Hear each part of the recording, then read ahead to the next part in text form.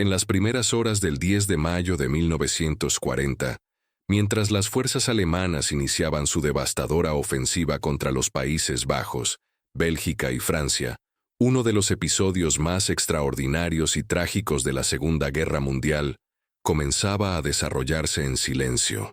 Esta es la historia de la Primera División Blindada Francesa, una unidad equipada con algunos de los tanques más poderosos del mundo en ese momento, que nunca llegó a disparar un solo tiro contra el enemigo.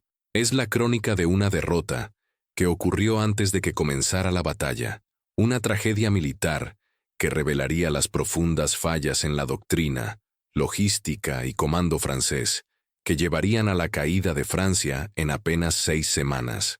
La Primera División Blindada Francesa había sido creada en enero de 1940, apenas 4 meses antes del inicio de la ofensiva alemana conocida como Falkhelm, Ocaso Amarillo.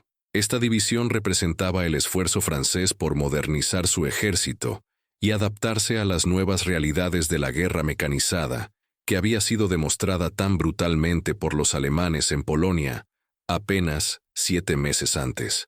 La unidad estaba compuesta por aproximadamente 150 tanques Char B-1 bis, considerados en ese momento como algunos de los vehículos blindados más formidables del arsenal aliado.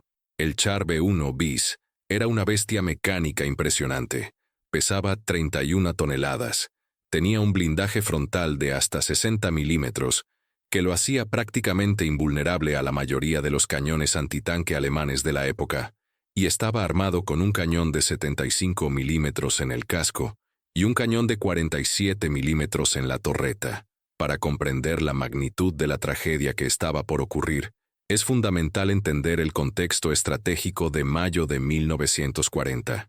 El alto mando francés, bajo el liderazgo del general Maurice Gamelin, había desarrollado su estrategia defensiva basándose en 2 pilares fundamentales: la línea Maginot, una impresionante serie de fortificaciones a lo largo de la frontera franco-alemana, y el Plan Dyle, que requería que las fuerzas francesas y británicas avanzaran rápidamente hacia Bélgica en caso de una invasión alemana para establecer una línea defensiva a lo largo del río Dyle.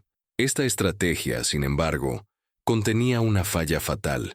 Asumía que cualquier ofensiva alemana a través de las Ardenas sería lenta y fácilmente contenible, una suposición que los eventos pronto demostrarían ser desastrosamente incorrecta. La Primera División Blindada Francesa estaba estacionada en la región de Champagne-Ardenne, al sur de Sedan, cuando comenzó la ofensiva alemana. Su comandante, el general Pierre Bruneau, era un oficial de caballería de la vieja escuela que, como muchos de sus contemporáneos en el ejército francés, tenía una comprensión limitada de las tácticas de guerra blindada moderna. La doctrina francesa veía a los tanques principalmente como armas de apoyo a la infantería, diseñados para romper líneas defensivas, fortificadas en una repetición de las tácticas de la Primera Guerra Mundial. Esta visión fundamental contrastaba dramáticamente con la doctrina alemana de Blitzkrieg, que enfatizaba el uso concentrado de fuerzas blindadas para penetrar rápidamente las líneas enemigas, crear confusión en la retaguardia y explotar cualquier brecha antes de que el enemigo pudiera reaccionar. Cuando las primeras noticias de la ofensiva alemana llegaron al cuartel general de la Primera División Blindada en la madrugada del 10 de mayo, la unidad recibió órdenes de prepararse para moverse hacia el norte para reforzar las defensas francesas en Bélgica. Sin embargo, aquí comenzaron a manifestarse los primeros problemas que eventualmente condenarían a la división. La unidad no estaba completamente concentrada. Algunos de sus elementos estaban dispersos en un área de más de 50 kilómetros. Peor aún, muchos de los tanques no habían sido completamente abastecidos de combustible y municiones. La logística francesa, diseñada para una guerra estática similar a la Primera Guerra Mundial, simplemente no estaba preparada para la movilidad requerida por las operaciones blindadas modernas. El 11 de mayo, mientras los Panzer alemanes avanzaban rápidamente a través de Luxemburgo hacia las Ardenas, la Primera División Blindada Francesa aún estaba tratando de concentrarse y prepararse para el movimiento. Las órdenes del alto mando francés eran confusas y a menudo contradictorias. Inicialmente, se ordenó a la división que avanzara hacia el norte para apoyar el Plan Dyle en Bélgica. Luego, estas órdenes fueron modificadas para dirigir a la división hacia el noreste, hacia la región de las Ardenas, donde comenzaban a llegar informes inquietantes de grandes columnas blindadas alemanas, moviéndose a través de los bosques que el Estado Mayor francés había considerado impracticables para operaciones blindadas a gran escala. La realidad era que 7 divisiones Panzer alemanas, agrupadas en 3 cuerpos blindados bajo el comando del Grupo de Ejércitos A, del general Feldmarschall Gerd von Rundstedt, estaban atravesando las Ardenas en una columna motorizada que se extendía por más de 200 kilómetros. Esta concentración masiva de poder blindado tenía como objetivo cruzar el río Mosa cerca de Sedan y luego girar hacia el oeste para aislar a las fuerzas aliadas que avanzaban hacia Bélgica. Era el movimiento decisivo de toda la campaña, y si tenía éxito, cambiaría el curso de la guerra en Europa. Para el 12 de mayo, la primera división blindada francesa finalmente había logrado concentrar la mayoría de sus elementos y comenzó su movimiento hacia el norte. Sin embargo, el caos en las carreteras francesas superaba cualquier cosa imaginada en los planes de preguerra. Las mismas rutas que la división necesitaba usar estaban congestionadas con columnas de refugiados civiles que huían de Bélgica y Luxemburgo, tropas francesas que intentaban moverse hacia sus posiciones asignadas, y un flujo constante de vehículos de suministro intentando abastecer a las unidades en el frente. La división avanzaba a una velocidad promedio de apenas 15 kilómetros por día, una fracción de la velocidad de los Panzer alemanes que estaban cubriendo distancias de 50 a 60 kilómetros por día. La Luftwaffe alemana dominaba los cielos sobre Francia. Los Stukas, los bombarderos en picado Junkers Ju-87, atacaban constantemente las columnas francesas, sembrando el pánico y la confusión.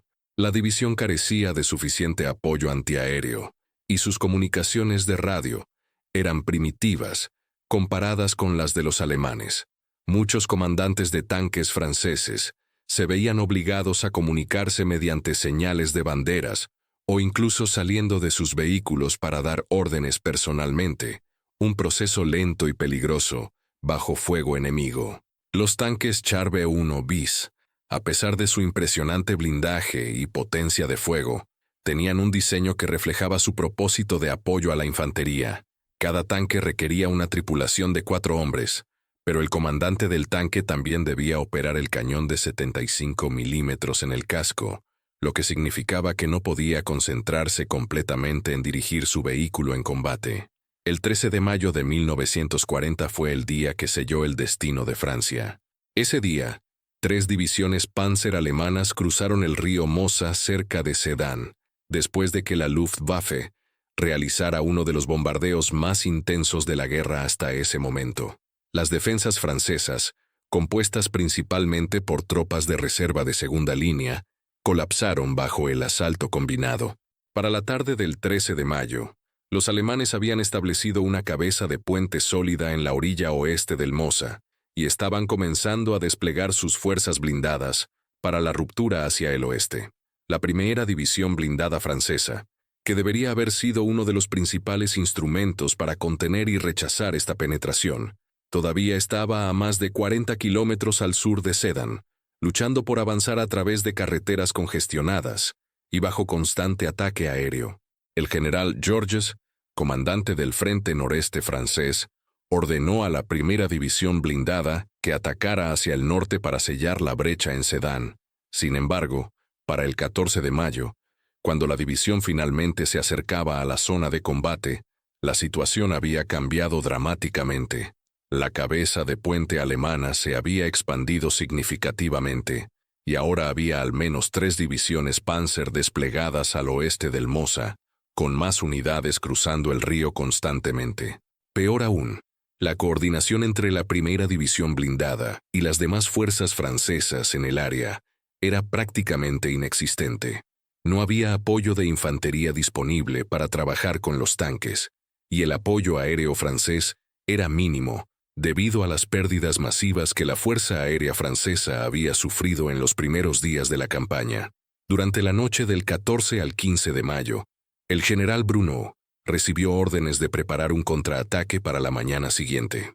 El plan era que la división atacara hacia el norte, hacia Ston, un pueblo estratégico en terreno elevado que dominaba las rutas hacia Sedan. Si los franceses pudieran capturar y mantener Ston, podrían amenazar el flanco de la cabeza de puente alemana. Sin embargo, el plan presentaba numerosos problemas desde el principio. Primero, muchos de los tanques de la división estaban quedándose sin combustible después de días de movimiento constante, y el sistema de suministro francés era simplemente incapaz de reabastecer a las unidades con la rapidez necesaria.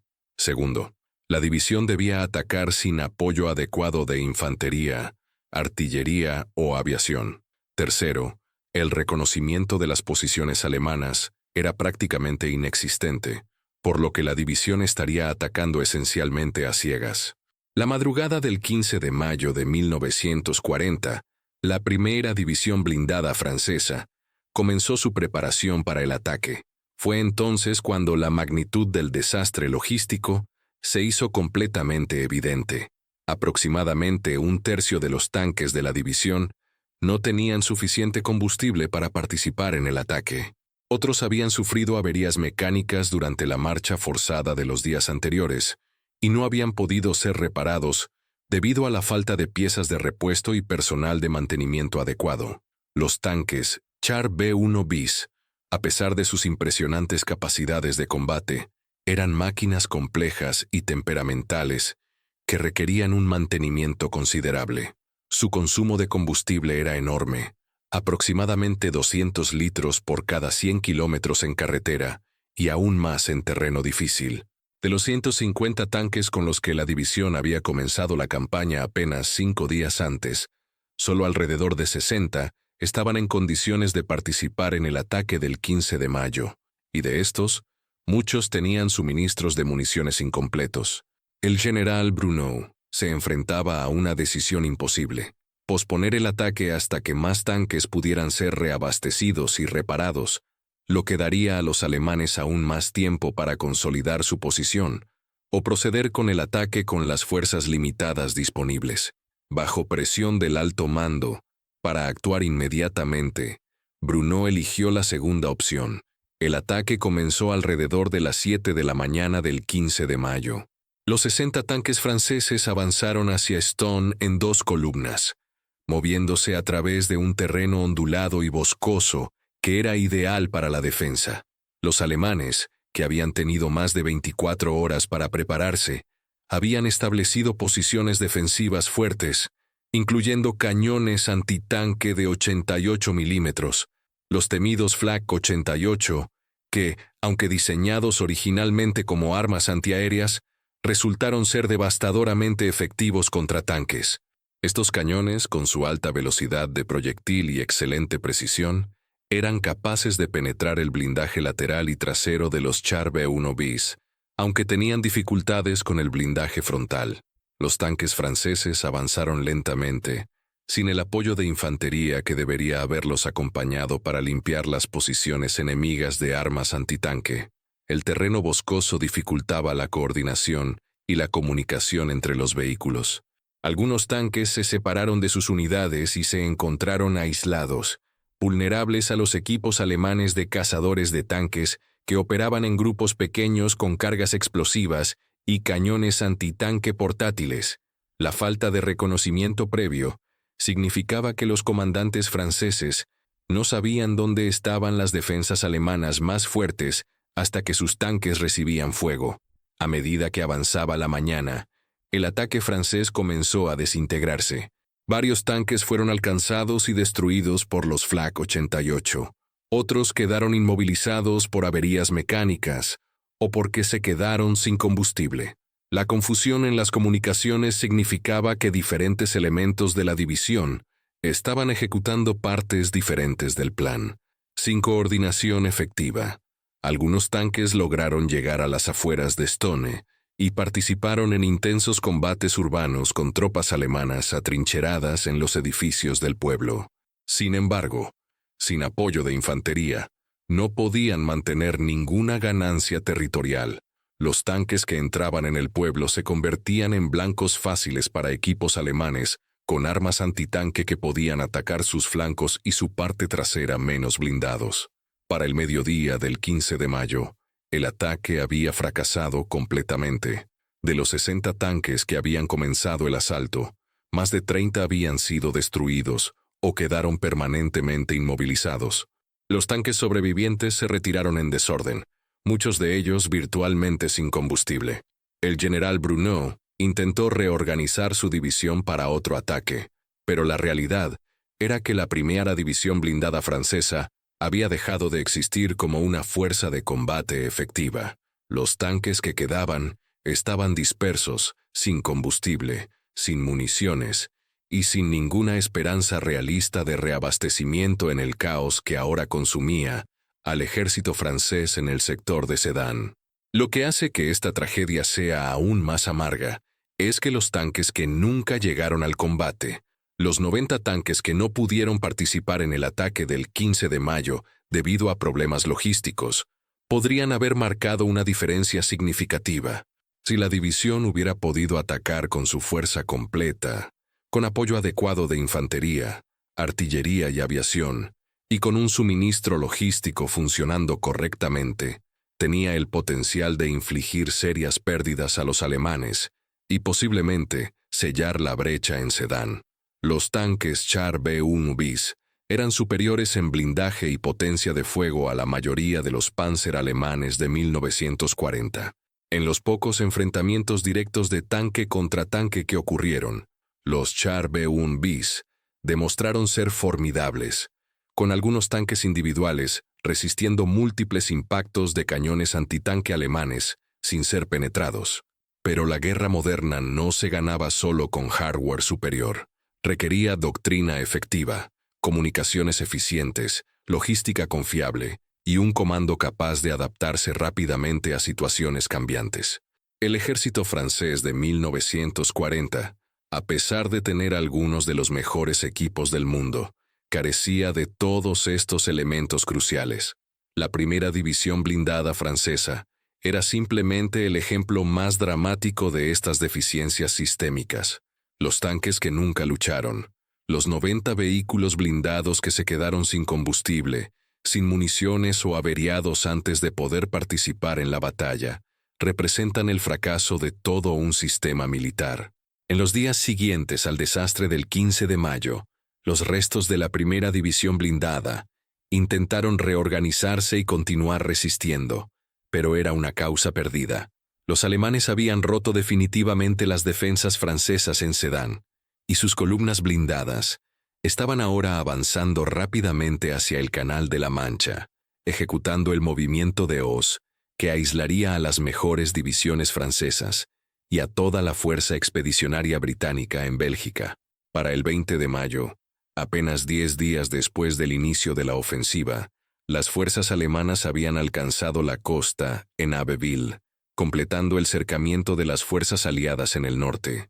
Los tanques supervivientes de la primera división blindada fueron asignados a otras unidades o abandonados cuando se quedaron sin combustible durante la retirada general.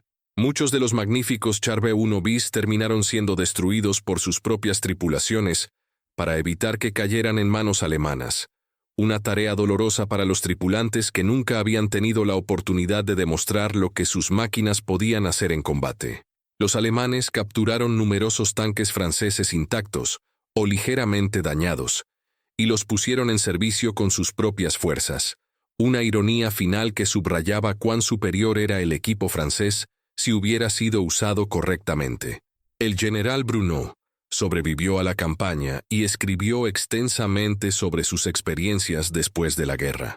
En sus memorias, expresó su frustración por las limitaciones que enfrentó, las órdenes contradictorias del alto mando, la logística inadecuada, la falta de cooperación entre las diferentes armas del ejército y la doctrina obsoleta que trataba a los tanques como apoyo de infantería, en lugar de como un arma de ruptura y explotación independiente.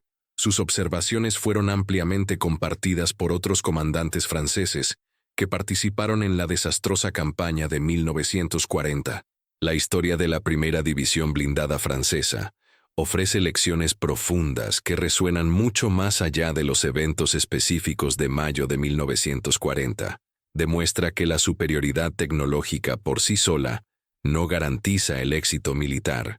Los franceses tenían tanques que eran, en muchos aspectos, superiores a sus equivalentes alemanes, pero perdieron la campaña decisivamente porque los alemanes tenían mejor doctrina, mejor organización, mejores comunicaciones y, quizás lo más importante, un comando más flexible y agresivo que podía aprovechar las oportunidades rápidamente. La tragedia de los tanques que nunca lucharon también ilustra la importancia crítica de la logística en la guerra moderna. Los ejércitos mecanizados consumen cantidades enormes de combustible, municiones y piezas de repuesto.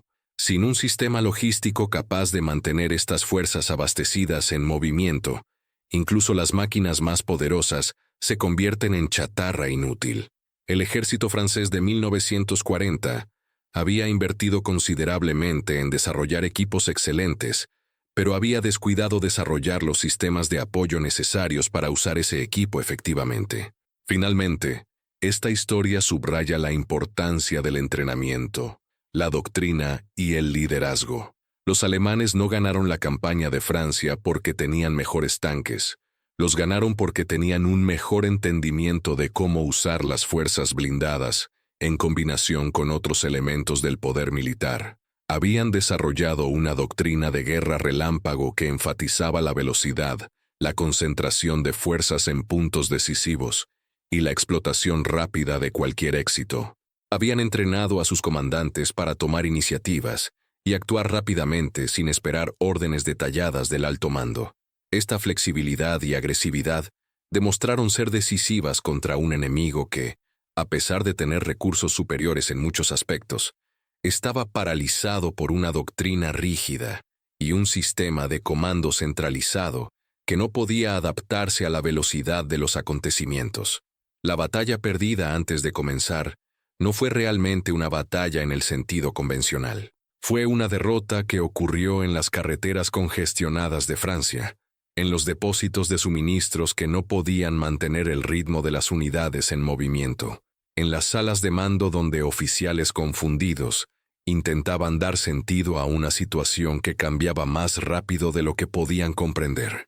Fue una derrota que reflejaba años de preparación inadecuada, de adherencia a doctrinas obsoletas, de inversión en hardware impresionante, sin la inversión correspondiente en los sistemas necesarios para usar ese hardware efectivamente.